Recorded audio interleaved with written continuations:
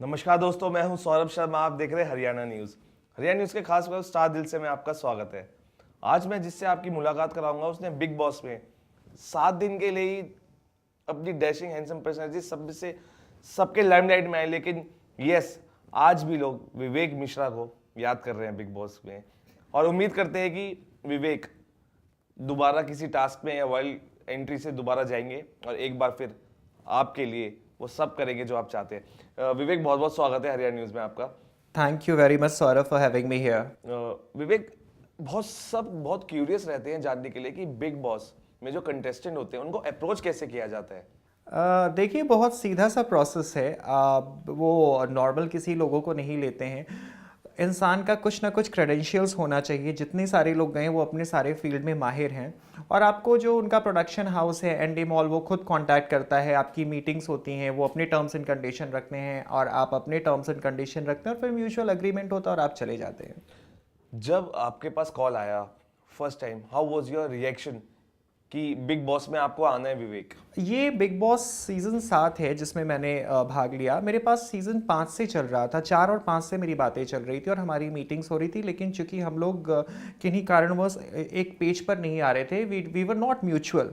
और इस बार मुझे लगा नहीं यार, अब बहुत हो गया, I think I should go head and मुझे भी कुछ तो करना चाहिए जाके। तो we ended up doing the show. पहला रिएक्शन था, अच्छा मतलब ओके, ऐसे लोग, चूंकि मैं वाइल्ड कार्ड एंट्री था, मैं बीच से गया था, लाइक ओ इतना कुछ हो रहा है, अगर मुझे करना चाहिए था तो शुरू से। फिर मुझे लगा why not, I mean you know, हर इंसान अपने से अलग है एंड हर इंसान की अपनी अपनी कैलिबर है। तो आप अंदर जाते हो, 13 14 15 लोगों के साथ रहते हो, किसी के साथ एडजस्ट करते हो, किसी के साथ नहीं होता, तो आपको भी बहुत कुछ सीखने को मिलता है। किसी ना किसी स्टार के साथ जो अंदर जाता है, इट्स अ कंट्रोवर्शियल स्टार, किसी ना कोई कंट्रोवर्सी जुड़ी रहती है, एंड इसलिए जो बिग बॉस है उसे अप्रोच करता है। क्या ये आपको लगता है कि ये सिर्फ और सिर्फ एक टीआरपी का खेल है? देखिए, हर शो टीआरपी से चलता है, चाहे वो सास बहू का रोना हो, चाहे वो आपकी न्यूज़ हो। कितने सारे न्यूज़ चैनल हैं जो एक जरा सी भी विवाद को बार बार इस तरीके से दिखाते रहते हैं। तो डेफिनेटली टीआरपी तो मैटर करती है, लेकिन कंट्रोवर्शियल बैकग्राउंड बोलना हर कंटेस्टेंट का बिल्कुल गलत है। देखिए, एंडी का कोई कंट्रोवर्शियल बैकग्राउंड नहीं है, अरमान का कोई कंट्रोवर्शियल बैकग्राउंड नहीं है। अरमान ने काफ़ी सारी फिल्में कर रखी हैं, और ये अरमान जब शो पर आए तब सबको मालूम चला कि अरमान को थोड़ा सा गुस्सा है और जो शॉर्ट टेम्पर्ड है आ जाते। तनीषा का कोई कंट्रोवर्शियल बैकग्राउंड नहीं है, काम्या का नहीं है, प्रत्यूषा का कोई कंट्रोवर्शियल बैकग्राउंड नहीं। तो ये कहना गलत होगा कि कंट्रोवर्शियल बैकग्राउंड वाले बिग बॉस में जाते हैं। बिग बॉस में हर तरीके के लोग जाते हैं, जो ऑफ कोर्स मीडिया फ्रेटर्निटी से होते हैं, स्पोर्ट्स से होते हैं, पॉलिटिक्स से होते हैं, और लोगों को एंटरटेन भी करते हैं, फिर भी वो स्वभाव में एक दूसरे से भिन्न होते हैं। जब बिग बॉस में कोई इंसान जाता है, अंदर जाता है, उसे इमोशंस बहुत मैटर करते हैं, और कई बार क्या होता है जो आप अंदर कर रहे हो उसका अपोजिट बाहर लोगों को देखने को मिलता है। आप एंग्री यंग मैन है, नहीं है, बट जब आपको पेश किया जाता है आपको एक टैग लाइन दे दी जाती है, angry young man, he is controversial, he is this, he is that. आपके साथ जब आप अंदर गए और बाहर आए, आपको कितना अपनी लाइफ में चेंज लगा कि जब मैं अंदर गया था उससे पहले कुछ लोग मुझे ऐसे जानते थे, लेकिन जब मैं बाहर निकला, जो टीवी पे दिखाया, अब मुझे लोग ये नाम से जानते हैं, टैगलाइन मुझे मिल गई है। बिल्कुल सही बात बोली सौरभ आपने। और मैं हरियाणा न्यूज़ के दर्शकों को ये बताना भी चाहूँगा, आप जो देखते हो वो 40 मिनट का एक एपिसोड देखते हो, जो कि पूरी घटना 24 घंटे के भीतर हुई होती है। तो तोड़ मरोड़ के, यहाँ का कुछ जोड़ के, वहाँ का कुछ जोड़ के एडिट करके आप देखते हो। मैं बताता हूँ, जैसे इन्होंने मेरी और अरमान की लड़ाई दिखाई, और मेरा और अरमान का उनकी गर्लफ्रेंड के बारे में तान्या का मेंशन करना दिखाया, और अरमान का भड़कना नहीं दिखाया। इन्होंने ये नहीं दिखाया कि तान्या के बारे में हम पहले भी बात कर चुके थे। इन्होंने मेरी और कुशाल की लड़ाई दिखाई, मेरा रोना दिखाया, और उसको बार बार वो रोने को पॉज करते रहे, दिखाते रहे पूरा दिन, जो कि मैंने बाद में आके एपिसोड देखा तो मुझे मालूम चला। इन्होंने ये कंडीशन नहीं दिखाई कि मुझे 103 बुखार था, मैं रोया इसलिए क्योंकि उस ठंडे पानी से मैं और तनीषा बर्तन कर रहे थे और यहाँ पीछे बैठ के सारे लोग हुक्म चला रहे थे। तो हर इंसान के सब्र का बांध टूटता है, तो कोई रो के निकाल देता है, कोई गालियां दे के निकाल देता है, कोई तोड़ फोड़ करके निकाल देता है। तो कहीं कहीं मुझे लगा कि मेरी भी वो इमेज बन गई एक रोने वाली। एंड अच्छा है अगर रोने वाली इमेज बनी, कि अरमान की तरह या किसी और की तरह गाली गलौज वाली इमेज नहीं बनी। लेकिन ये बिल्कुल सही है, जिस तरीके से आपको शो में प्रस्तुत किया जाता है दर्शकों के सामने जब आप बाहर आते हो तो आपकी इमेज वैसे ही बन जाती है। और मुझे बाहर आने के बाद इनफैक्ट बहुत सारा अप्रिसिएशन और तारीफ मिली। लोगों ने कहा इतना सब कुछ होने के बाद भी हमने कभी आपको गाली देते नहीं सुना। I think it is a big thing. 7 दिन का जो सफर था आपका बिग बॉस पे, कैसा रहा? और क्या क्या आपको डिफरेंट, जो लोग जिनको आप पहले से लोगों को जानते थे, आप जानते थे यस ये he is very supportive, he is my good friend, लेकिन अंदर जाके बिल्कुल डिफरेंट। सब पॉलिटिशियंस, सबको जीतना है बिग बॉस, सबको चालें चलनी है अपनी, सबको चाणक्य बनना है। सबको चाणक्य बनना, सब वहाँ सर्टिफाइड चाणक्य है ऑलरेडी।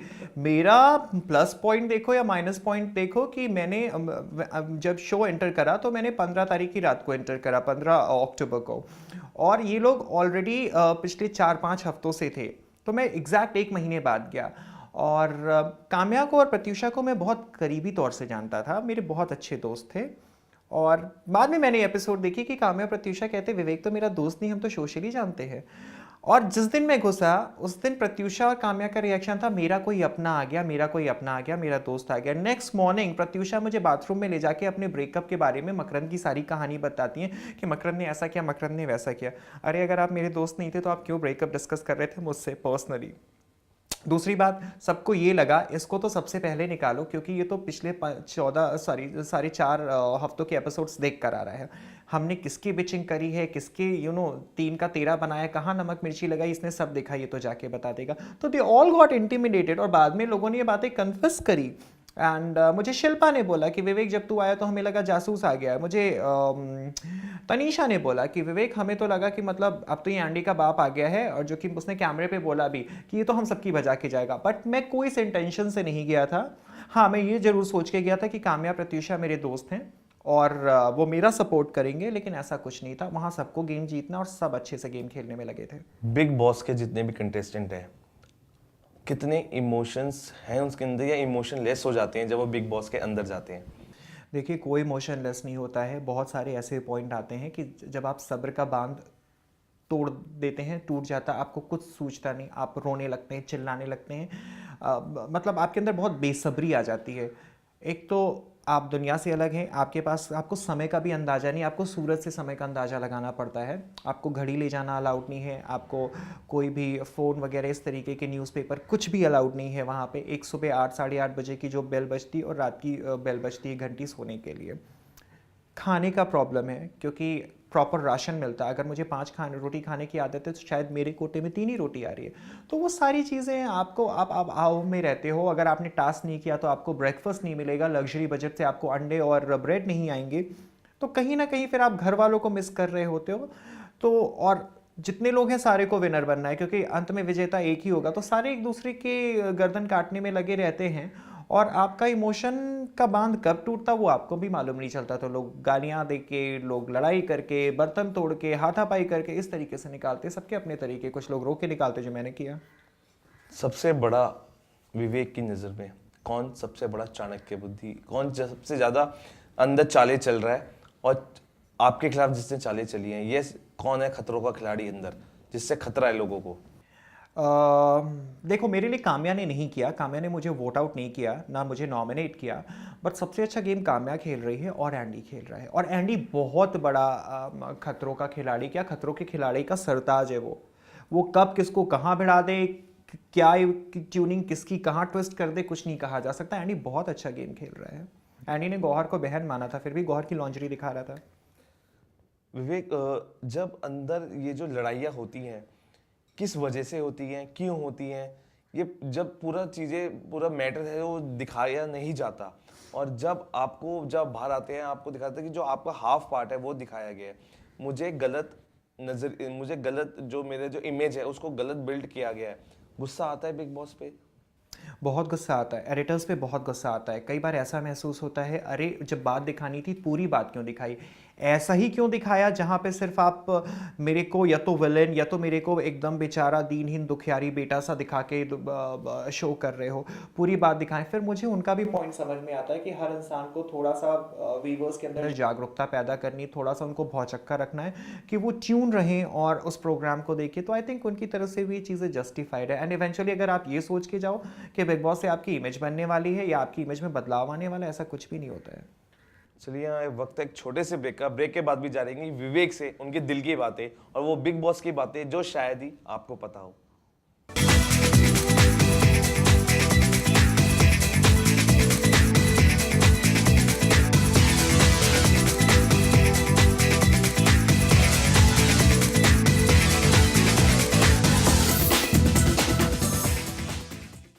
सलमान जी वंडरफुल होस्ट हैं। खान सर जितनी बखूबी से एक होस्ट का जिम्मेदारी निभा रहे हैं वो शायद कोई नहीं कर सकता। वो बैलेंस्ड हैं, वो सही को सही और गलत को गलत बोलते हैं।